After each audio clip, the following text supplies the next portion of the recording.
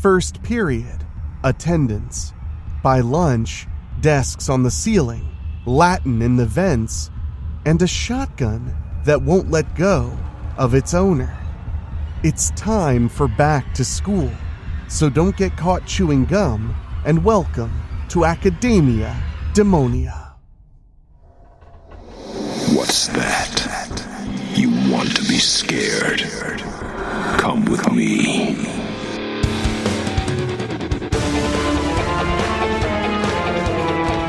You will experience tales of horror, ghosts, and death. It is not recommended for the weak at heart. Listen in the dark.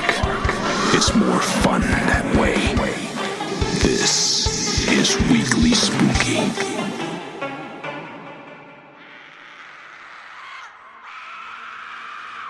Hello, my spookies. It's Wednesday, and you know what that means. It's time for a little spooky in your weekly. I'm your host and narrator, Enrique Couto, and tonight we've got a story to get you ready for back to school, baby. Something that I honestly find truly terrifying. I mean, the story's good, but more so going back to school. But before we get to that, I want to say thank you so much, my spookies, for joining us as we prepare for the Halloween season.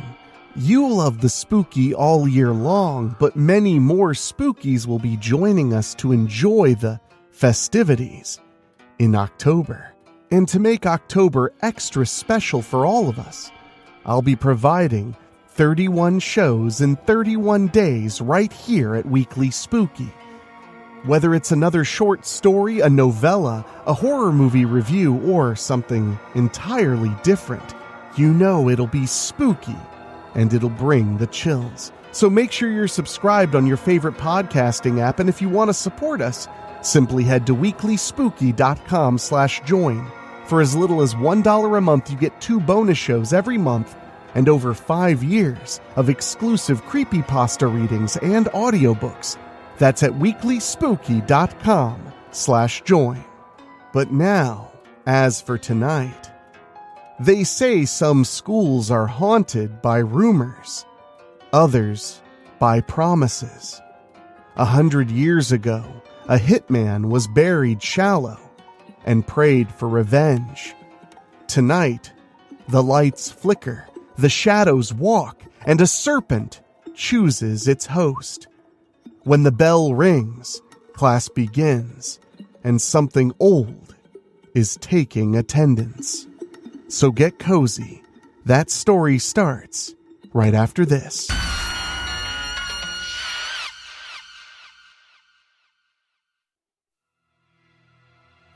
Academia Demonia by David O'Hanlon. August 1925. He crept along the side of the farmhouse, sticking to the shadows as he pushed the shotgun shells into his Winchester 1897. Honeysuckle drifted on the night breeze. He pinched his nose, trying to fight the urge to sneeze. The man rarely strayed from the grimy comfort of the Chicago streets. Out in the Illinois boondocks, his allergies were giving him fits, and the goddamn mosquitoes loved his aftershave more than the whores on State Street. He couldn't wait to be back home, and it wouldn't be much longer. Just 8 pulls of the trigger. Once the sneeze passed, the man continued his slow stalk to the back porch. Something sat sourly in his stomach. Vincenzo Rizzoli was paying a premium for a job that anyone could do. One nosy accountant, his family, and a 4-man contingent of state police. Rizzoli could have hired a 6 zips for what he was paying for the shotgun man. The man killed exclusively with his Winchester shotgun, So that was the moniker he'd been given. Gangsters were terrible at names. Admittedly, he liked the simplicity of the title and the anonymity it provided. Guys like Riz worried too much about their names. They wanted people to know who they were. They wanted to be feared. But the man knew fear didn't have a name. It had a sound. He racked the pump and kicked the back door. One of the coppers tried to earn his paycheck and capped off 2 rounds into the broken jam. The shotgun man, he returned fire, turning the gunfighter's face into a part of the decor. He had perfected his craft in the trenches. He kept the trigger depressed and worked the pump to slam fire the weapon. In less than 3 seconds, the shotgun was empty, and all the cops were down. 3 were dead, and 1 was catching up. The shotgun man pulled a shell from his bandolier and loaded it straight into the smoking chamber. He listened to the soothing death rattle of the one he'd caught in the chest. During the war, the Germans had claimed shotguns caused unnecessary suffering. Seemed more like a perk to him. Feet stomped frantically overhead as the family upstairs looked for places to hide. He wondered if they'd split up. A witness with a clear description would kill him as dead as a cop with a gun could. The accountant had brought his wife and 2 kids to the safe house. The shotgun man hated shooting kids. They moved too much. 3 hours later, the shotgun man stood over the shallow grave he'd prepared on the opposite side of the farm. He'd moved the 8 victims from the farmhouse before setting it ablaze. Authorities would find no remains in the ashes, and if there were no bodies, then there were no murders. The shotgun man struck a match with his thumb and puffed a Lucky to life between his thin lips. He held the match inside the stolen Ford. "There you are." He grabbed the boy's arm and tossed it into the pit with the rest of the child. He started the grueling task of filling the hole back in when headlights turned onto the gravel road. He watched the 3 pairs of lights jostling on the rough terrain. He dropped the shovel and retrieved his shotgun. The motors were too loud to be the Oldsmobile 37s the state police used, but any guest was an unwelcomed one at a crime scene. A pair of Buicks arrived first, flanking both ends of the shotgun man's Model T. He couldn't see the drivers, but he knew exactly who they were when the 3rd car pulled in. A parade of flaming elephants would have been less conspicuous than Rizzoli's Rolls-Royce Phantom. The shotgun man watched as the Goombas unloaded from their cars. A gut feeling told the shotgun man he should be shooting already. The Phantom's door swung open, and the gangsters stepped out, giving a wave to the assassin. "Got 'em all, Pally?" Riz asked. "Of course you fucking did. You mooks see that pit? The shotgun man always comes through. That's why he's gotta go." Rizzo whipped the Tommy gun from behind the door. The shotgun man never had a chance to move. The bullets stitched him up from groin to gullet, sending him into a backwards jig until he fell on top of the night's other victims. Riz had betrayed him, paying him off with 30 pieces of lead.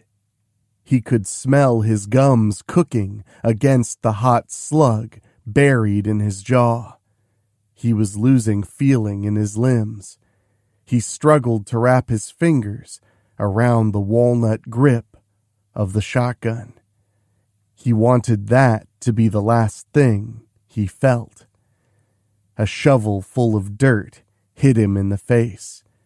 Then another. He squeezed the shotgun tight in his dying grasp and prayed for revenge. Someone was listening. Don't go away. Weekly Spooky will be right back.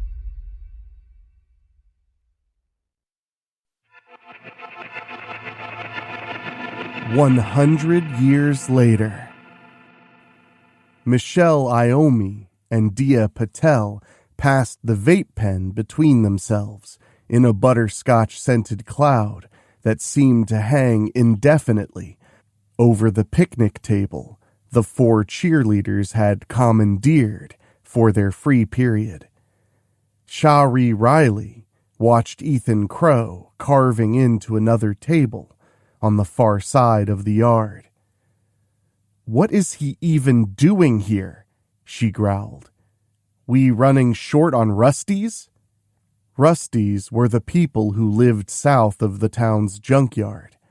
During the Great Depression, children from the area would bathe in the creek, and the water would stain their skin with the rust that washed down from the yard. Almost a century later, the pejorative was still going strong. Then again, so was the poverty. "School choice law," Dia told her. "Address doesn't matter anymore." "Well, it shouldn't apply to him," Shari defended her stance. "He's always given me the creeps." "Not the only one," Chelsea Rizzoli pointed to the far end of the school. "That perv's been hanging around since I got off the bus." "What perv?" Michelle looked around. "I don't see anyone." "That guy right..." "Shit. He was right there." Chelsea shrugged. "He's been watching us for like an hour. Maybe he finally filled his spank bank." "You mean that weird guy in the hat?"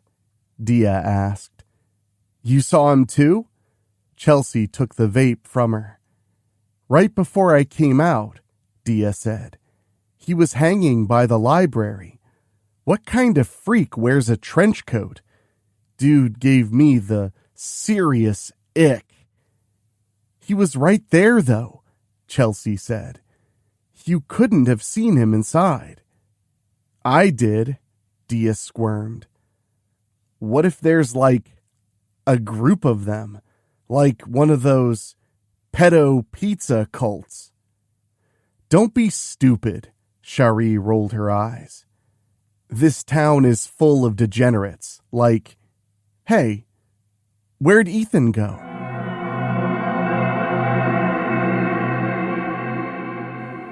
Don Roberts kept his eyes on the map as he navigated half-heartedly to his classroom.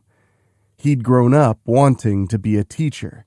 After 30 years working in Chicago public schools, he just wanted to retire. This was his first year at LHHS. It was a smaller school with less problems, but kids were kids everywhere you went, and kids were always little shits.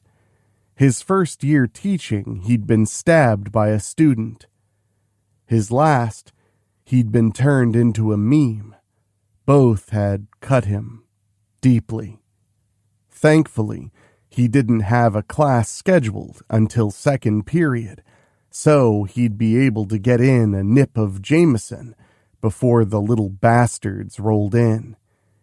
If he ever found the damn classroom. Roberts jumped at a shadow on the wall. The black shade of the long coat and the hipster cap were distinctive on the mint green paint. His eyes traced the sketched form back to an adjoining hall. The teacher took careful steps so that he could get a good jump out of the truant student. He paused at the corner and tried to wipe off the shit-eating grin. "Hey, kid!" he shouted as he swung into the corridor. "What the heck? Where'd you go, kid?" No one was there.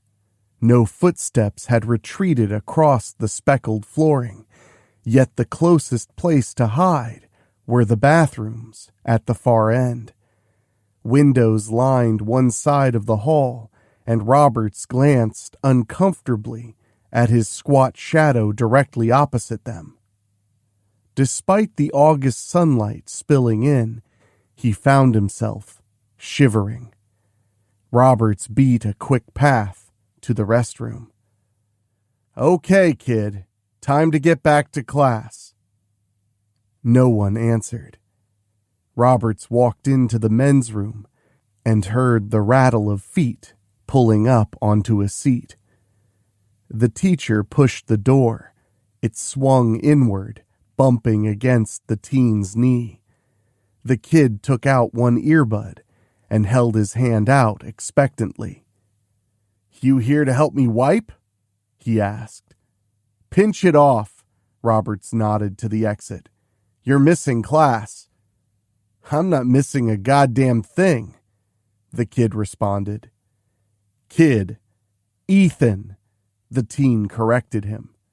"Okay, Ethan, you need to get back to class now." "Or what?" Ethan snickered. "You'll expel me from the place I don't want to be for not being here?"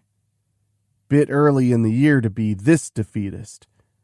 "Bruh, I got 46 days until I turn 18. Ethan put his earbud back in. "You and the rest of the faculty can ignore me that long. Then I'll get out of your hair. All 4 you got left." "That'll be enough." Roberts grabbed the teen's arm. "Let's go see Ms. Wardlow." "Ease back, Kevin Spacey." He shouldered into Roberts to knock him away. "You can't touch me. This ain't 1984. "Then act your age and walk yourself. Why don't you suck these balls of academia, Pops?" Roberts snapped a finger at the door. "Now!"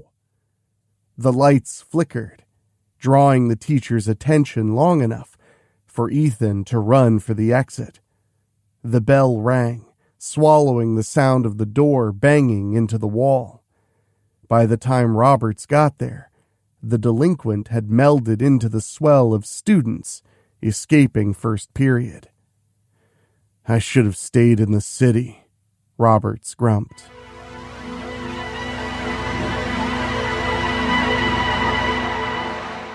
Chelsea watched out the third-floor window of her AP history class. The first day of school normally had lots of vacant desks as the teens begrudgingly broke from their summer routines. However, by fourth period, Chelsea was sure something else was going on. Despite 36 desks, only 19 students occupied the classroom. 2 of the missing had just been with her in trig. She wasn't the only one that noticed. No one, including the teacher, seemed particularly interested in the curriculum. A sudden bang drew attention to the back of the room, where Darcy Smith sat. Darcy stared at the book she dropped with confusion, but didn't make a move to pick it up. Chelsea turned to the window again and gasped at the silhouette of a man outside. Dia screamed. Darcy was convulsing at her desk. Foam flew from her mouth and her eyes rolled back before she fell to the floor. Most of the students shrank away from the violent seizure, clinging to the walls while pulling out their phones. The teacher slid to the girl's side. "I'll get the nurse," Chelsea said, chancing one last glance around for the specter in the window before darting out of the class. Shh, it was only the wind. You're safe. Weekly Spooky will be right back. Nurse McBride was occupied with her 6th case of I don't feel good for the day. Hunter Prescott made a show of holding his stomach while groaning. McBride poured him a shot of Pepto, but when she turned around, Hunter was missing. The door was still closed, and she hadn't heard it open. She shrugged, downing the pink syrup herself. The first week was always full of whiners looking to go home sick. There were at least 3 waiting outside the office for their chance to try. A warm, wet droplet exploded on McBride's hand. She looked down at the strange, foamy, green-yellow spatter. Yuck! She raised her eyes to the ceiling, assuming it had come from a 2nd-story bathroom. She expected a spreading stain of sewage saturating the overhead tiles. Nothing prepared her for what she found instead.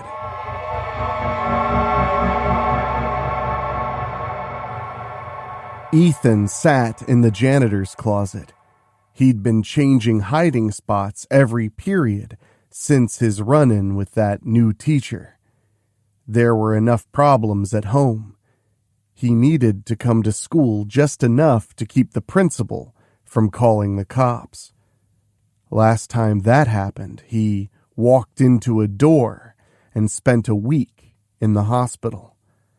Once he turned 18, he'd drop out and haul ass to Canada. Ethan leaned against the wall and thought about where he'd hide out next. A hiss emanated from the mop sink he sat on.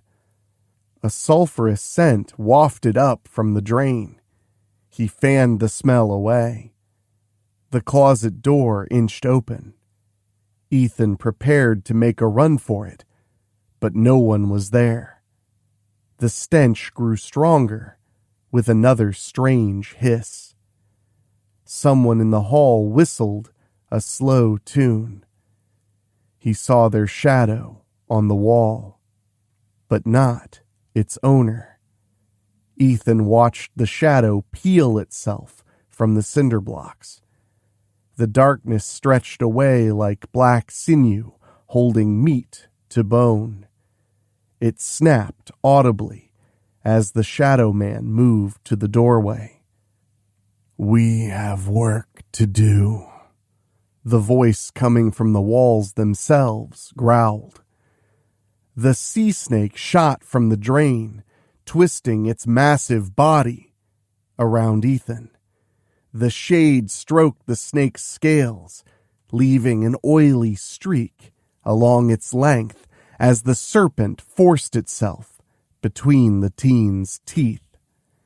Ethan's throat swelled as the snake descended into his belly. The shadow man leaned over him, dripping shadow onto the boy like it were sweat. Darcy snarled and spat until she abruptly fell still. Miss Kirk leaned over Darcy's mouth to listen for a breath. The forked tongue dry-licked the teacher's ear. Kirk fell backwards. Darcy lifted from the ground, springing upright on the tips of her toes. Her milky eyes moved between the students, then settled on Miss Kirk. Darcy's sneakers squelched on the tile as she glided across the room. "Holy shit!" a classmate exclaimed. "Fuck the nurse! Get a priest!" Darcy waved her hand, sending a desk soaring towards the student and smashing his skull between it and the wall. Darcy's spine broke with a wet crunch as her head continued turning to face her fellow students. "Pestis Eram vivus, she growled, inhumanly. Moriens tua mors ero. Nurse McBride stared up at Hunter, clinging to the ceiling. He smiled until his cheeks tore open and his mouth stretched to an impossible width. Luminescent green-yellow vomit showered over the nurse. Her shoes slipped in the chunky fluid. A rash of blisters broke out across her skin. Roaches and worms squirmed in the vomit. McBride screamed for help. Maggots wriggled from Hunter's pores, dropping down onto the nurse. They squirmed vigorously from the weeping blisters and chewed their way into her flesh. Hunter dropped from the ceiling, pinning McBride to the floor. She stared into his ragged, gaping mouth. Eyes shining, like a cat's, stared back at her from deep inside his throat. No wonder his stomach had hurt.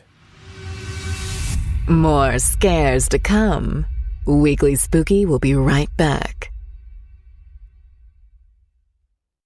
Chelsea banged on the door to the robotics lab.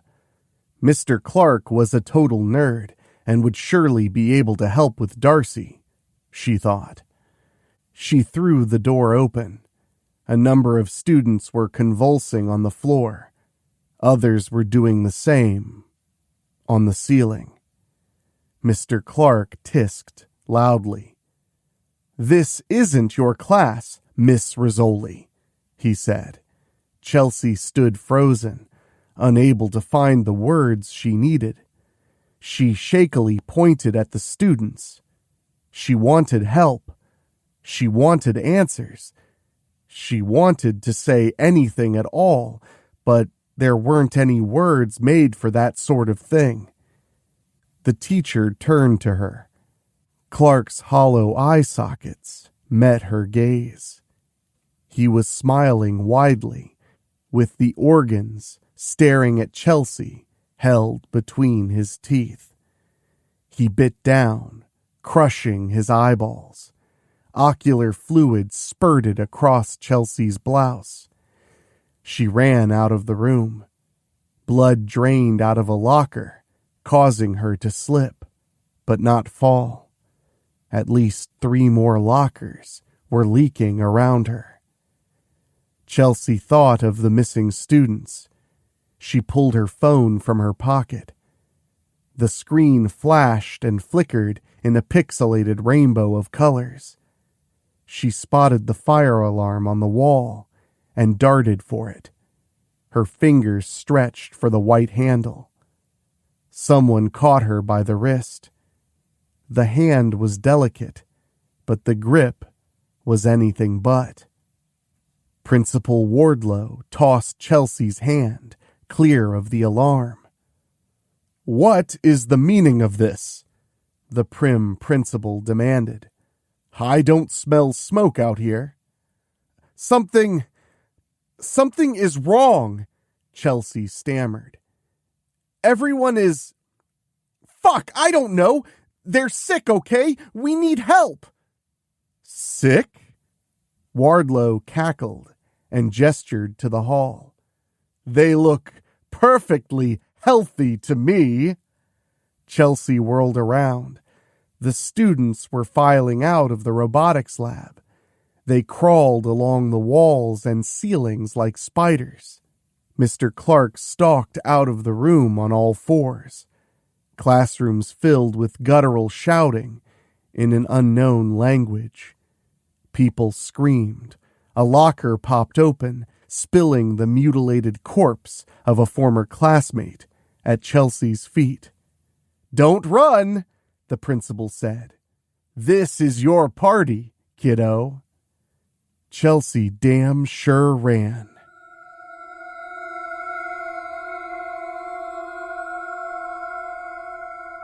On the 50-yard line, Ethan clawed away chunks of turf from the football field. Nurse McBride, with her face hanging in ragged strips from her skull, crawled onto the field. She sniffed at Ethan and snarled. The teen continued his mad digging. Hunter dropped to his other side. Their hands tore into the earth alongside Ethan's. More students came to their aid.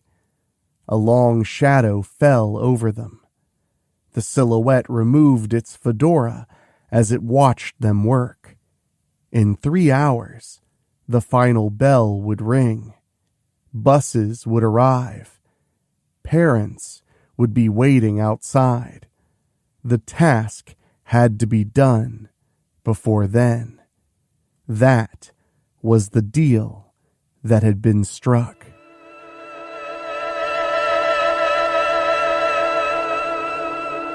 "What is wrong with my phone?" Dia whined. "It's an Android," Michelle answered, taking out her new iPhone. "Fuck!" Her screen was an array of flashing colors. Others had encountered the problem when they tried to film Darcy levitating. That had been scary enough, but Michelle, Shari, and Dia got the hell out of there when she started ripping off heads. Shari kept her back to the bathroom door to hold it shut. Dia paced the room. Michelle threw her phone against one of the mirrors and slunk into a stall. "Are you trying to get us killed? We have to stay quiet," Shari warned. "You saw what Darcy did. We need to call for help." "All the phones are broken," Dia said. "Why is she doing this?" Michelle sobbed.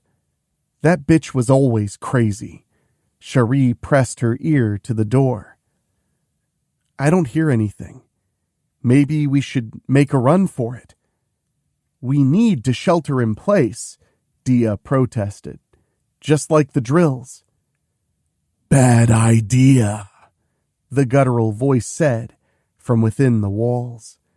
Darcy's face, now festering with sores, appeared in the broken mirror.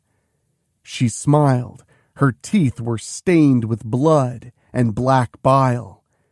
The bathroom door flung open, sliding Shari across the floor. Darcy floated into the bathroom, dragging her toes. She rolled a severed head like a bowling ball to Dia's feet. "If you want to be popular," Darcy said, "you gotta give a little head."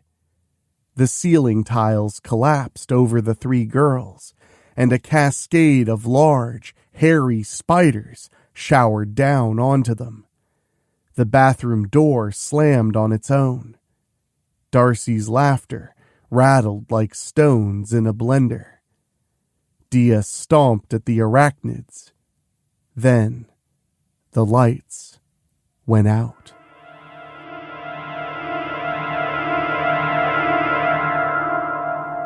Ethan snapped the skeleton's fingers off to free the Winchester shotgun. It felt at home in his hands. He pushed the slide back to see a shell still in the chamber. He stared at the disembodied arm of a child mixed among the grave's many bones. Nurse McBride slipped the bandolier of extra ammunition over Ethan's head and straightened it for him. The 5th period bell rang. Those that hadn't been possessed or killed would be cowering inside, praying for a rescue. The thing inside McBride snarled. It knew all too well what it was like waiting to be saved. They'd smoldered for millennia, spewing unanswered prayers themselves. Hell's darkest soul had become their light. His revenge would be their freedom. Legion would inherit the earth. If you're not afraid, then you're already dead. Weekly Spooky will be right back. Chelsea watched through the locker vents as possessed students stalked the hall for survivors. A shrill cry echoed down the corridor. The students paused, growling lowly amongst themselves. 2 freshmen sprinted past Chelsea's hiding place. A possessed student drove one to the floor. Others sprang at the teen's flailing limbs. Gunshots echoed through the halls of the school. Chelsea almost screamed. It had to be the cops. Someone's phone had worked, and they'd called for help. That was the only thing that made sense. Not that anything had to, during a demonic invasion. Chelsea broke from cover, while the possessed were busy ripping their victim apart. There was no shortage of freshmen, anyhow. Chelsea hurdled a skateboard that zipped across her path. The rider, a future dropout named Kyle Long, winked at her from the ceiling. Foamy saliva rolled down his inverted face, etching the flesh to his hairline. Kyle dropped onto the floor. He growled and gnashed his teeth. Complecte abyssum. A snarl emanated from within him. Not that one, a disembodied voice commanded. We have a deal. The others are for you, but this one is mine. Non ducor duco, Kyle's demon replied. The shotgun boomed. Kyle's head flopped to the side, clinging to his body by ravaged muscle. The second shot blasted him down the hallway. Chelsea looked down the hall, expecting a savior. Instead, she saw Ethan Crow racking a fresh shell into his shotgun. The flickering lights cast a long shadow behind him. The shadow of a man in a long coat and fedora. Her knees shook with a primal urge to spring into action. But she held her ground. Ethan? She said softly. You saved me. The barrel shifted in her direction. Chelsea dived to the floor. Kyle's black blood had turned the tile into a slip-and-slide that carried her across the corridor. The shotgun blew chunks out of the floor. Ethan let out an inhuman scream as his prey scrambled to her feet and ran for the stairwell. He drew a shell from the bandolier. The century-old plastic crumbled between his fingers, spilling powder and shot at his feet. He sprinted after her. The teen took the stairs 2 and 3 at a time. Ethan hurriedly loaded 3 rounds into the gun. His first shot reduced a cinder block to dust, inches from his target. Chelsea flung herself over the handrail, falling the last 10 feet to the ground. She heard Ethan land behind her as she scrambled to her feet. Pain shot up her leg, but she forced herself to hobble toward the daylight, spilling through the front entrance. The shotgun butt struck her neck, and she sprawled out onto the floor. The black slit pupils of Ethan's yellow eyes gazed down on her. Venomous saliva rolled off his teeth, trickling onto his bottom lip. His shadow moved across the walls, circling Chelsea. No more running, Rizzoli, the voice said through Ethan's mouth. Why, Ethan? Not Ethan. It's... He pursed his lips. I don't actually recall. 100 years up here feels like 1,000 down there. Only name I remember is yours. I made sure of that. Every day, the imps ripped my skin from my bones, and when it grew back, I carved your name in anew to make sure I would never forget who put me in that pit." "I never did anything to you," Chelsea whimpered. "Guilt is in the blood. Your blood knows me well." Ethan moved a hand to his bare head, and the shadow tipped his hat. "Time to pay up, Riz." The shotgun man's silhouette peeled away from Ethan to kneel beside Chelsea. His frozen fingers moved the hair away from her face. He traced an oily, black X onto her forehead. He gripped a fistful of her hair to keep her still and turned to Ethan. "Don't miss, boy," he said. Ethan pressed the stock into his shoulder. Tears ran down his cheeks as he lined up the shot. The possessed students and faculty assembled behind him to watch. When the deed was done, they'd be free upon the world. Legions snarled and hissed with anticipation. Ethan shook his head, mumbling apologies as he moved against his will. The barrel of the gun stared at Chelsea like a wide, black eye. Ethan's fingers squeezed the trigger. Nothing happened. He pumped the bad shell to the floor and pumped in a new one. Chelsea swung her foot up to his groin. The gun went off, blasting the shotgun man's shadow. The immaterial spattered the floor. The shotgun man stared at the shadow of his severed arm. A distant memory followed him back from hell. The appendage melted into a greasy puddle as he thought about that night at the farmhouse. The shotgun man looked up to see Chelsea limping away from him, but she was no longer alone. A child held her hand, guiding her to the exit. The ragged stump of the little boy's right arm dripped sunlight onto the floor. Ethan fell to all fours, retching violently. The shotgun man watched the serpent spilling from the teen's mouth.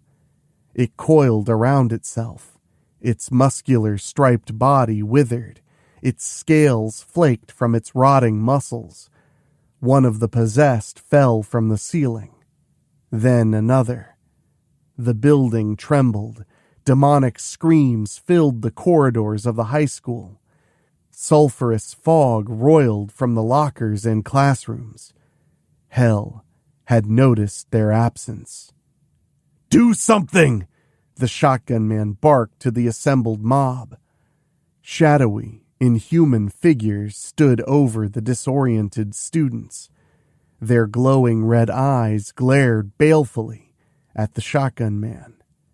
The yellow fog swirled around them, dragging them from the hallway in a cacophony of screams and curses. A locker creaked open behind the shotgun man. He glanced one last time at his beloved weapon, and then to Chelsea as she stepped out of the school. The final bell of the day rang. Serpentine wisps of fog reached out of the locker and wrapped around his form. "We had a deal," he whispered. The fog ripped him backwards, and the locker slammed shut. Chelsea squinted against the afternoon sun at the crowd gathered in front of the school. Emergency lights flashed on top of police cars and fire trucks. The warm grip of the child's hand faded, and she looked down to find him missing entirely. The other students, the ones who survived, began staggering out of the doors behind her. Yellow tendrils of fog drifted around their feet and dissipated into the air. The students stumbled around, murmuring amongst themselves. No one remembered what had happened. No one knew why they were filthy or could taste the blood and meat of their classmates still in their mouths. Chelsea sat on the steps and hugged her knees to her chest. She saw the one-armed child walking through the throngs of sobbing parents rushing to their children. At the edge of the lot, his family waited to take him home. Well, the bell rang, but not everyone went home. The shadows folded back into the walls for now. Huge thank you to David O'Hanlon for such a truly mesmerizing and a bit sticky of a back-to-school episode here at Weekly Spooky. And thank you guys so much for tuning in. Again, make sure you're subscribed because every Wednesday there's a scary story for you to enjoy. And on Mondays, we have a brand new terrifying and true story. Whether it's folklore or true crime, there's always something fun to chew on here at Weekly Spooky. And if you want to support us in a very direct way and help us keep the show going for another 6 years and beyond, you can head to weeklyspooky.com/join, and for as little as $1 a month, you get exclusive bonus episodes, 2 of them every single month, my undying gratitude, and over 5 years of exclusive creepypasta readings and audiobooks, all for your perusal at weeklyspooky.com/join. And speaking of, I want to say an extra special thank you to our Patreon podcast boosters, folks who go to weeklyspooky.com/join and pay a little bit more to hear their names at the end of the show. And they are Johnny Nix, Kate and Lulu, Jessica Fuller, Mike Eschewey, Jenny Green, Amber Hansford, Karen Ouimet, Jack Kerr, and Craig Cohen. Thank you all from the bottom of my heart so very much. And if you want to hear your name at the end of every episode of Weekly Spooky, just head to weeklyspooky.com/join and choose a tier at the $15 a month or higher level, and you'll hear your name out of my spooky, silky voice.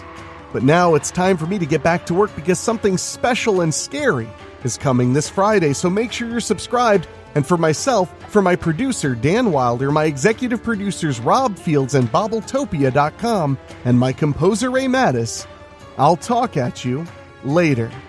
And don't be late for class. It could be killer. Thank you for listening. Make sure to find your way back next week. But for now, you are safe. Trust me.